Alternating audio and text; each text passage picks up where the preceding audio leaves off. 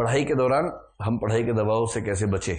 हम एक डॉक्टर से मिले कुछ शारीरिक समस्याओं की वजह से, तो उन्होंने स्ट्रेस को ही मूल कारण बताया। हाँ, ये तो है भाई, स्ट्रेस जो है ना वो साइकोसोमेटिक मामला है। स्ट्रेस एक समय तक केवल दिमाग खराब करता है, एक समय के बाद उससे सिम्टम्स बॉडी में आने लगते हैं। फिर आपको नींद ना आना, नींद उचट गई, तनाव हो रहा है, और कभी कभी तो वाइब्रेशंस बॉडी में होने लगेंगे। वो सब चीजें स्ट्रेस से हो जाती है। तो स्ट्रेस से बचने का एक ही तरीका है कि थोड़ा सा इंसान की तरह से पढ़िए, मशीन मत बनिए। मुझसे तो कोई सलाह मांगता भी नहीं आजकल, क्योंकि मैं ऐसी सलाह देता हूँ फिर बच्चे आते नहीं मेरे पास सलाह मांगने के लिए। आते हैं कि सर कितना पढ़ें, कैसे पढ़ें। मैं बोलता हूँ देखो, सप्ताह में एक फिल्म जरूर देखनी है, ये पहली सलाह है।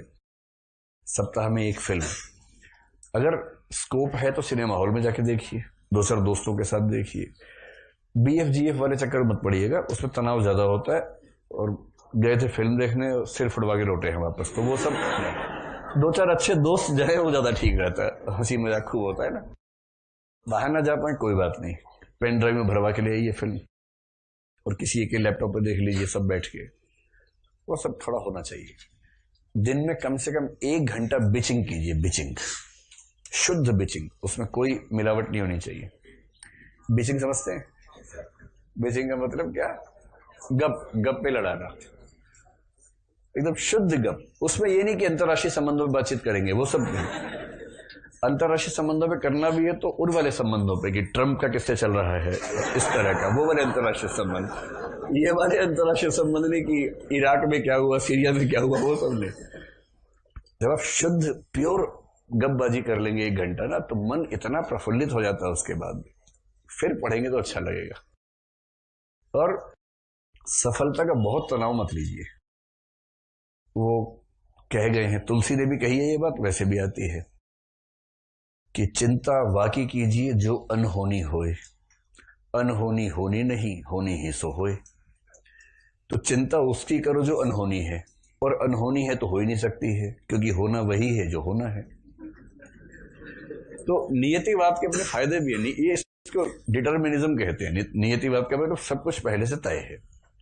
इसका फायदा ये है कि आपको तनाव नहीं होता, कि पहले से तय है ही, तो फिर टेंशन किस बात की है। और मैं ये बात कई बार कहता हूँ, सीरियसली कहता हूँ, कि इस एग्जाम की तैयारी करने का केवल बोनस है कि आप IAS बन गए। ये सिर्फ बोनस है, शुद्ध बोनस है। इस एग्जाम की तैयारी करने के बाद आप जीवन में जहां भी जाएंगे, आप अभी जहां हैं उससे बहुत आगे प्लेस्ड होंगे। किसी भी फील्ड में चले जाइए। तो एक लेख मौका मिलेगा तो आपको मैं भिजवाऊंगा उस पर व्हाट्सएप पे। एक व्यक्ति ने पिछले साल एक लेख लिखा, 2 साल पहले की बात है, उसका सिलेक्शन नहीं हो पाया, तो कुछ लोगों ने उसका मजाक बनाया, तो उसने जवाब में एक लेख लिखा, कोरा पे है। कोरा अगर आप फॉलो करते होंगे ना, कोरा पे है वो लेख। और उसका भाव यही है कि इस एग्जाम की तैयारी की, IAS नहीं हुआ कोई बात नहीं, लेकिन उससे इतना कुछ हो गया कि मैं अपना जीवन ठीक तरीके से निकाल ही लूंगा। और फिर उसने कुछ एग्जाम्पल्स दिए कि मेरे साथ क्या क्या हुआ। अब क्योंकि मैं एक ऐसे व्यवसाय में हूं कि अगर मैं आपसे ये कहूंगा कि नहीं होगा तो भी जीवन अच्छा होगा, इसकी ये व्याख्या आप कर सकते हैं कि ये अपनी दुकान चलाने के लिए ऐसा बोल रहा है। अब वो व्याख्या करते रहिए, उससे मुझे फर्क पड़ता नहीं है। लेकिन अगर उस पक्ष को आप थोड़ा साइड में करके समझने की क्षमता रखते हो तो इस बात को मान लीजिए, इस एग्जाम की तैयारी अपने आप में इतनी बड़ी उपलब्धि है, जो अभी समझ में नहीं आएगा बाद में आएगा। तो चिंता मत कीजिए, मस्त होकर तैयारी कीजिए। IAS है, PCS है, बहुत सारे एग्जाम्स है, जुट के काम करेंगे तो कुछ ना कुछ हो ही जाएगा बढ़िया, और शानदार जिंदगी होगी। ऐसा नहीं कि उसके बाद की जिंदगी इससे अच्छी होने वाली है, क्योंकि ये तो आपका बेस्ट फेज है इस समय। दोस्त हैं, पढ़ाई है, पढ़ने लिखने का समय है, कुछ नहीं करना है, घर से पैसे आ जाते हैं। इतना अच्छा फेज जीवन में नहीं आने वाला कभी। ये आपके जीवन का सबसे अच्छा फेज है। इसके बाद इससे खराब ही आने वाला है। IAS बनने के बाद IAS बन के वो मजा नहीं आएगा जो भी आ रहा है आपको मजा। नहीं, ठीक है, बुढ़ापे तक कौन बच्चा रह सकता है, उम्र बढ़ेगी तो जिम्मेदारी आएंगी। तो सहज रहिए, मेरी बात तो समझे। 1 घंटा रोज क्या करना है? गप्पे मारनी है, सीरियस टाइप की नहीं, मिस्टीरियस टाइप की। ठीक, हफ्ते में 1 आध फिल्म देखिए, मन खुश रहेगा। गाने वाने सुनते रहिए। सुबह उठे, जब तक तैयार हुए, गाने चलने चाहिए उस समय, सुनसान नहीं रहना चाहिए। मतलब मेरे ऊपर तो ऐसा स्ट्रेस नहीं है, मैं आज तक उस जीवन शैली में रहता हूँ। सुबह उठते ही मेरा पहला काम क्या होता है? म्यूजिक। मैंने अपने फोन में है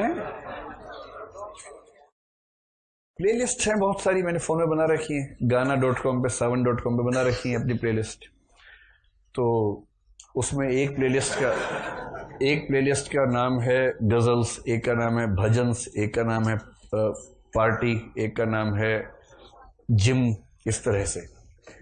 तो अगर एक्सर कौन सा हनी सिंह प्लेलिस्ट भी नहीं है, हनी सिंह के गाने बीच बीच में आते हैं, जैसे पार्टी वाले में आ जाते हैं। अब जैसे सुबह उठे मूड भक्ति टाइप का हो रहा है तो भजन चला दिए। वैसे मेरा मूड 100 में से 99 पर गजल टाइप का रहता है तो मैं गजल चला देता हूँ। अब चलती रहती है गजलें। तो उससे क्या होता है कि जो समय आपके उदास होने का समय हो सकता था, इसलिए ठीक हो गया क्योंकि आपके आसपास माहौल ठीक बना हुआ है। म्यूजिक आजकल जिस तरह से उपलब्ध है अपने फोन वोन पे, हमेशा ऑन रखिए। आजकल तो मैंने देखा जितने बच्चे सड़क पर चलते सब कान में लगा होता है, और जब चलते हैं तो लगता है कि रोबोट चल रहा है कोई। तो कान में लगाइए या वाईफाई ब्लूटूथ स्पीकर लीजिए छोटा सा, पूरा आसपास 3-4 कमरे गुंजा दीजिए सुबह सुबह। मतलब मशीन की तरह पढ़ेंगे तो दुखी रहेंगे, पढ़ाई कीजिए इंसान की तरह तो बात बनेगी।